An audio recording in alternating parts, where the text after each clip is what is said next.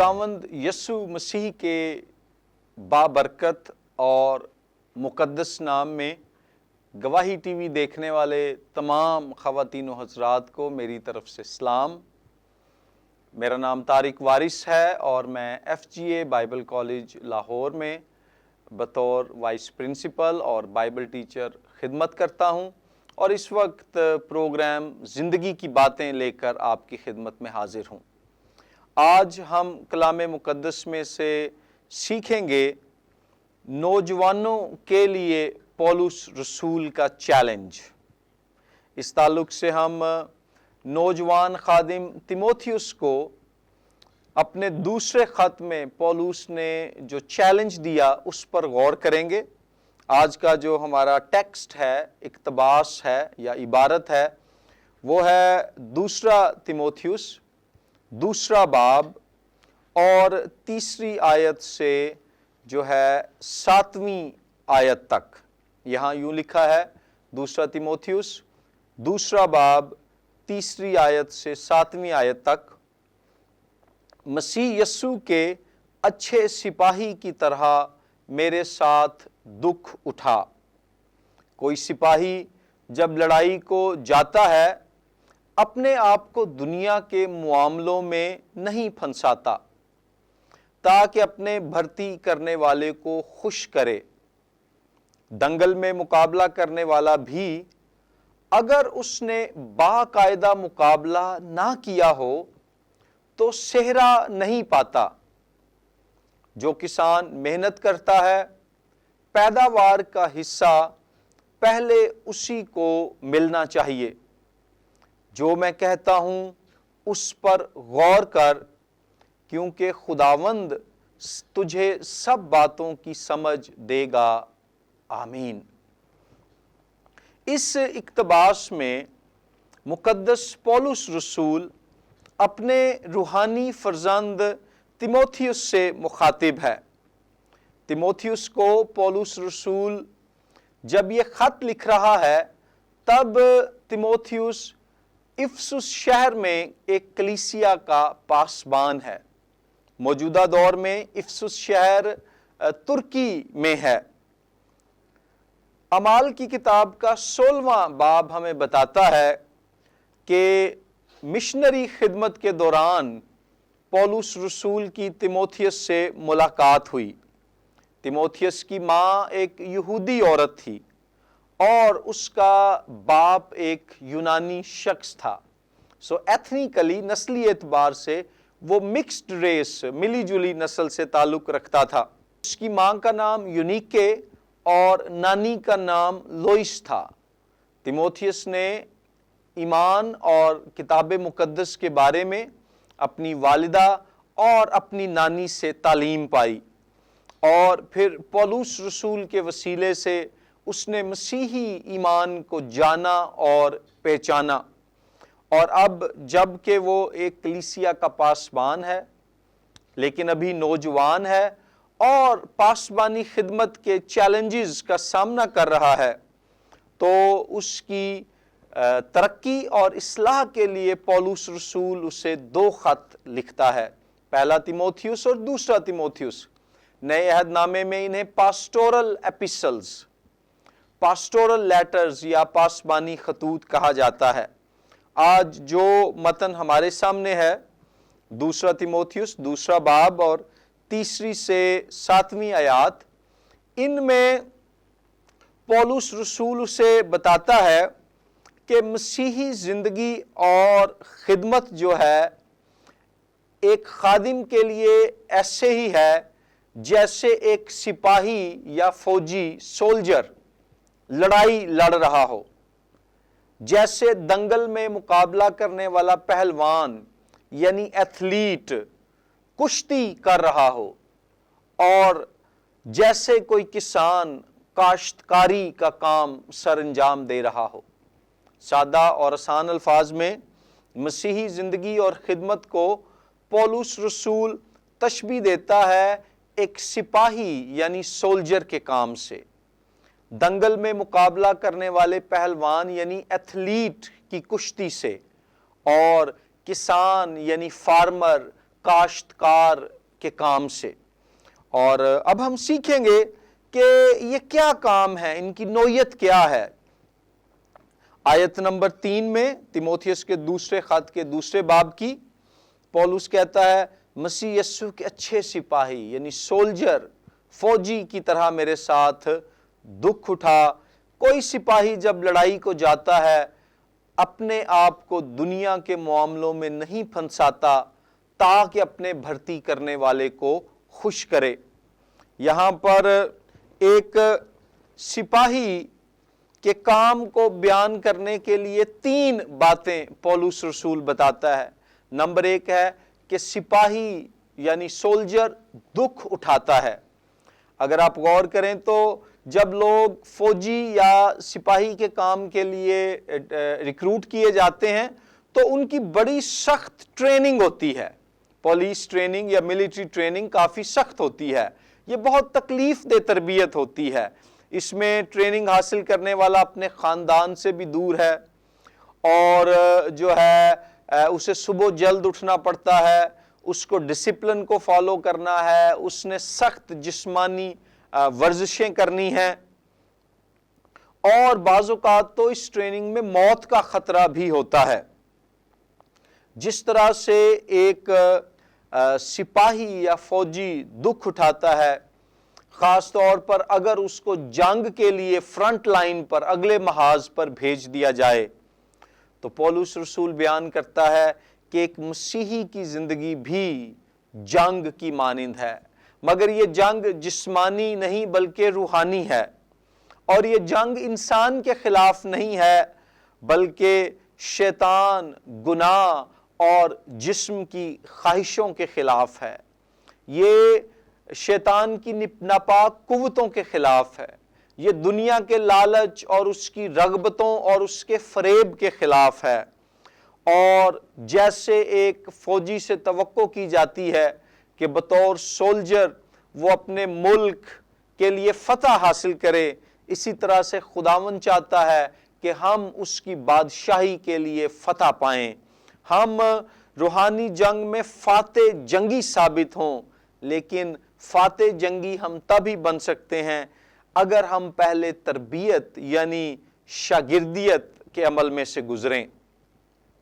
آج کل پاکستان میں اگر ہم غور کریں تو نوجوان چاہتے ہیں کہ وہ باقاعدہ بائبل کالج کیے بغیر، کسی جو ہے منجے ہوئے پاسبان خادم سے مینٹرنگ حاصل کیے بغیر، کسی استاد کی شاگردیت میں آئے بغیر ہی وہ پاسٹر بن جائیں، ڈاکٹر بن جائیں، فاؤنڈر بن جائیں، ڈائریکٹر بن جائیں، چیئرمین بن جائیں، ٹیچر بن جائیں۔ لیکن یاد رکھیں کہ ایسا جو لوگ کرتے ہیں، جو خوبیاں خداوند نے ان میں رکھی ہوتی ہیں وہ پوری طرح سے نکھر نہیں پاتی، ان کے کردار کی جو ہے کانٹ چھانٹ نہیں ہو پاتی، اور یوں جو پوٹینشل، جو ممکنہ صلاحیتیں خدا نے ایسے نوجوانوں میں رکھی ہوتی ہیں وہ پوری طرح سے بروئے کار نہیں لائی جاتی۔ اسی طرح سے آج کل نوجوان بغیر ریاضت اور تربیت کے شاعر، موسیقار اور گلوکار کہلانا چاہتے ہیں۔ بہت سے نوجوان ہیں ترقی اور کامیابی کے لیے شارٹ کٹ کی تلاش میں رہتے ہیں، وہ تربیت کا دکھ نہیں اٹھانا چاہتے۔ لیکن اس بات کو یاد رکھیں، انگریزی میں کسی نے کہا there is no shortcut to any place worth going. There is no shortcut to any place worth going. کوئی بھی جگہ جو جانے کے قابل ہے، جو وہاں پر جانے کے لیے کوئی بھی شارٹ کٹ یعنی مختصر راستہ نہیں ہے، آپ نے لمبا سفر طے کرنا ہے۔ آپ دیکھیں مسیحی زندگی اور خدمت کی تاریخ میں جو بڑے بڑے نام ہو گزرے ہیں، مثلاً پولس رسول، Saint Augustine, Thomas Aquinas, Martin Luther, John Calvin, John Wesley, Sadhu Sundar Singh, علامہ برکت اللہ، علامہ عماد الدین لاحظ، برکت خان، اور اس کے علاوہ اپنا پادری کے ایل ناصر، پادری ہزکیل سروش، پادری لیاقت کیسر، پروفیسر اسلم ضیائی، اور ان کے علاوہ اور جو نام ہیں، یہ سب وہ لوگ ہیں جنہوں نے شارٹ کٹ اختیار نہیں کیا تھا بلکہ باقاعدہ تربیت پائی، تربیت کے عمل میں سے گزرے، دکھ اٹھائے اور پھر جو ہے خداوند کے جلال کے لیے استعمال ہوئے، اور ان کی زندگیوں اور خدمت کے وسیلے سے اس کی قدرت ظاہر ہوئی۔ اس لیے مسیحی زندگی میں اور خدمت میں سپاہی کی مانند دکھ اٹھانے کے لیے تیار ہوں، تربیت کا دکھ، روحانی جنگوں کی مصیبتوں کا دکھ۔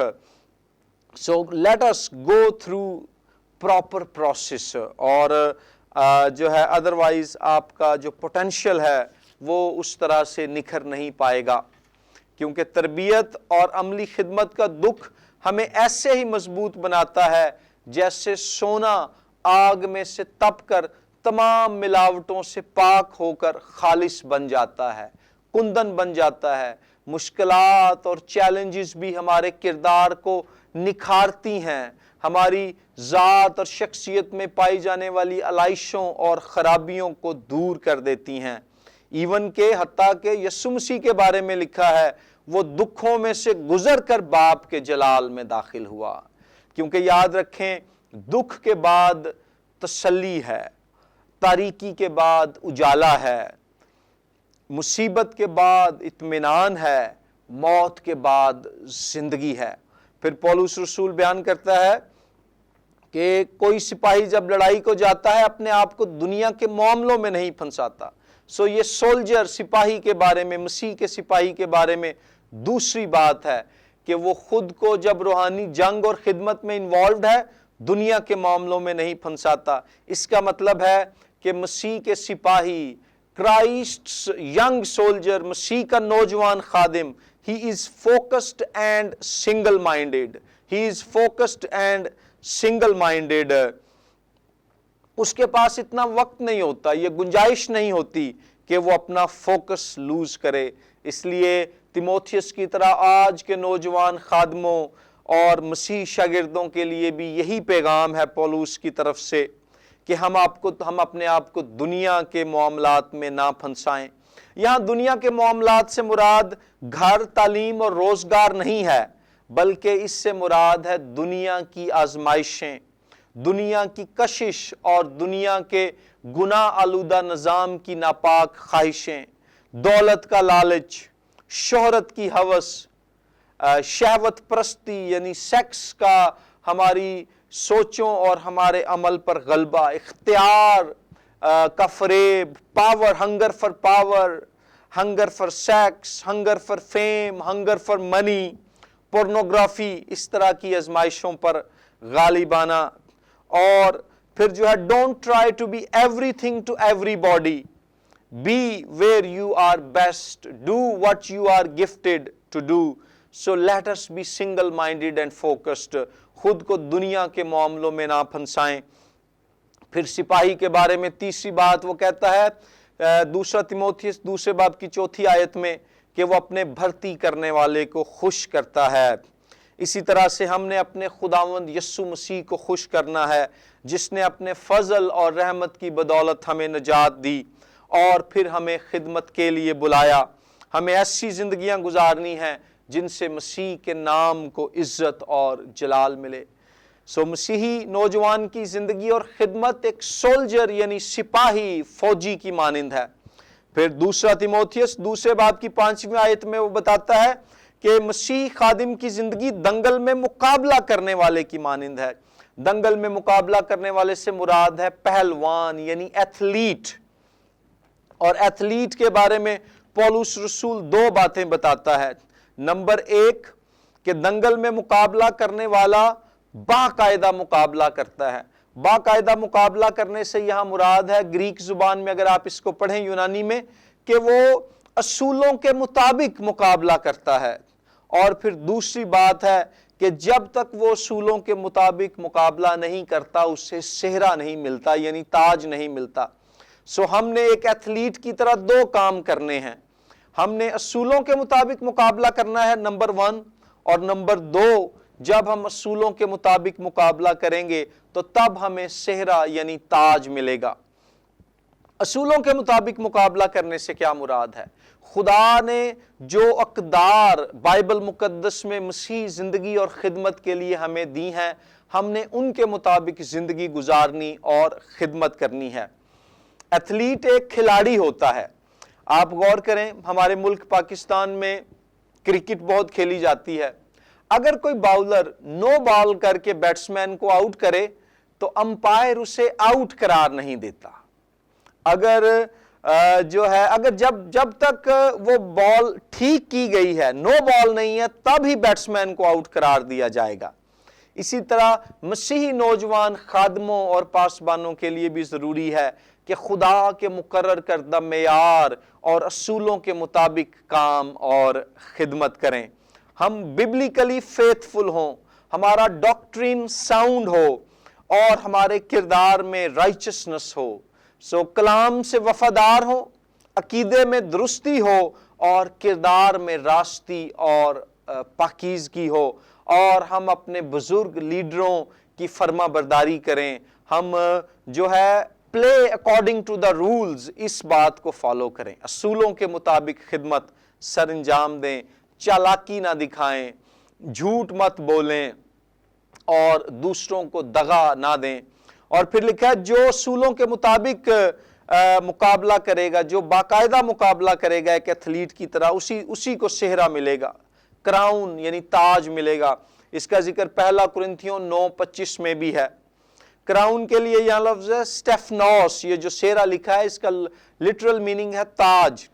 اگر آپ کبھی مری کے علاقے میں جائیں نا پاکستان میں، تو وہاں پر آپ کو پھولوں کی بنی ہوئی وہ کئی دفعہ کیپس دیتے ہیں، انگلش میں اسے ریتھ کہتے ہیں، WREATH۔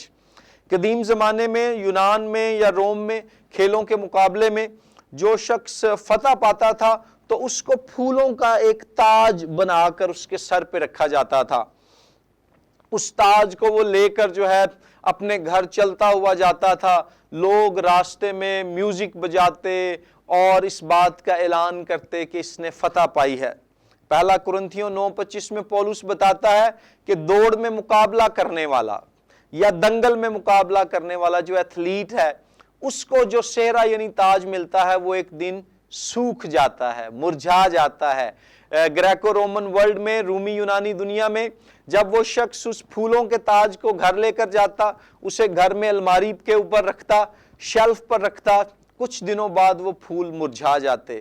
لیکن پولس رسول پہلا کرنتھیوں 9:25 میں بتاتا ہے کہ مسیح کی خاطر مقابلہ کرنے والے ایتھلیٹ کو جو صحرا یعنی تاج ملے گا وہ کبھی بھی نہیں مرجھائے گا، یعنی اسے ہمیشہ کی زندگی کا انعام ملے گا جو ابد تک قائم رہے گی، نہ وہ مرجھائے گی نہ وہ کملائے گی۔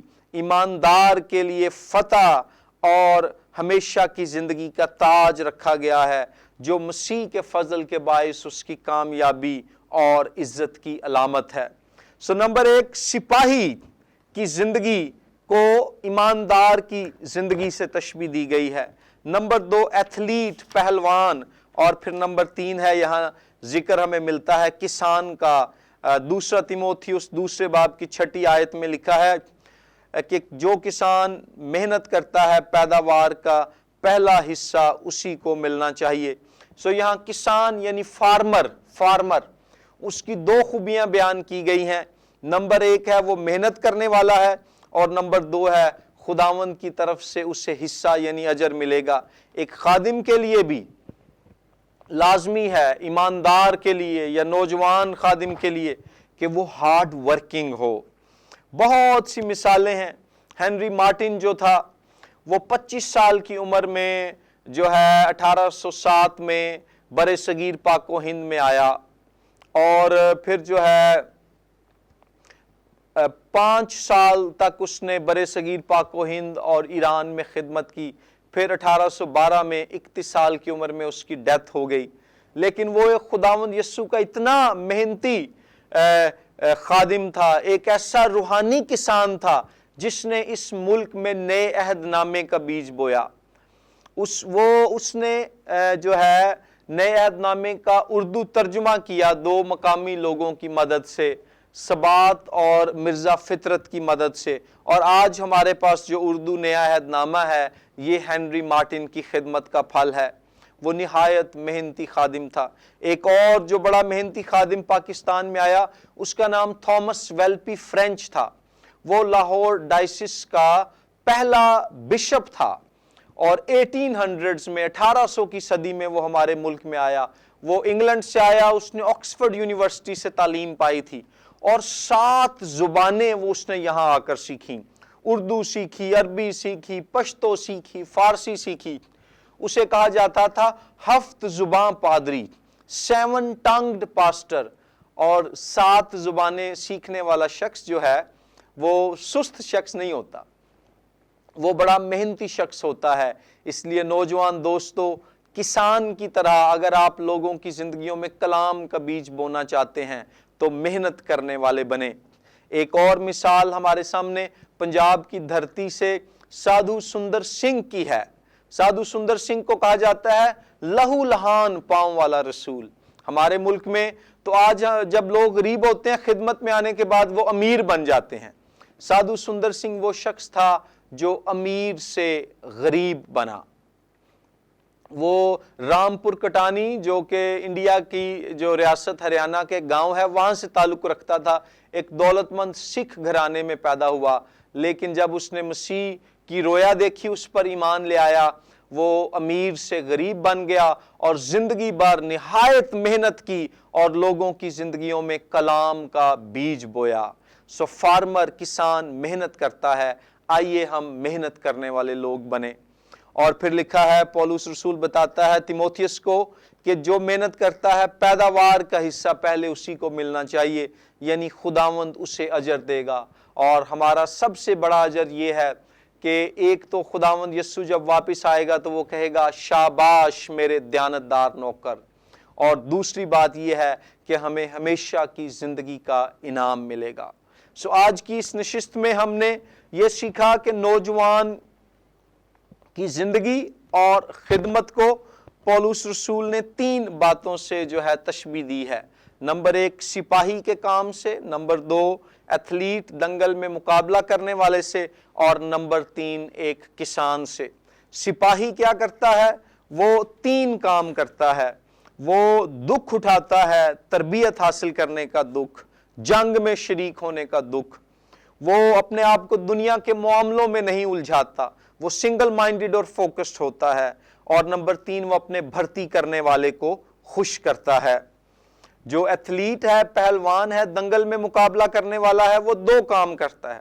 वो असूलों के मुताबिक लड़ाई करता है, मुकाबला करता है, और उसके नतीजे में दूसरी बात उसे सेहरा यानी ताज मिलता है, फूलों का ऐसा ताज जो कभी नहीं मुरझाता, यानी हमेशा की ऐसी जिंदगी जिसकी खुशबू कभी मद्धम नहीं पड़ेगी।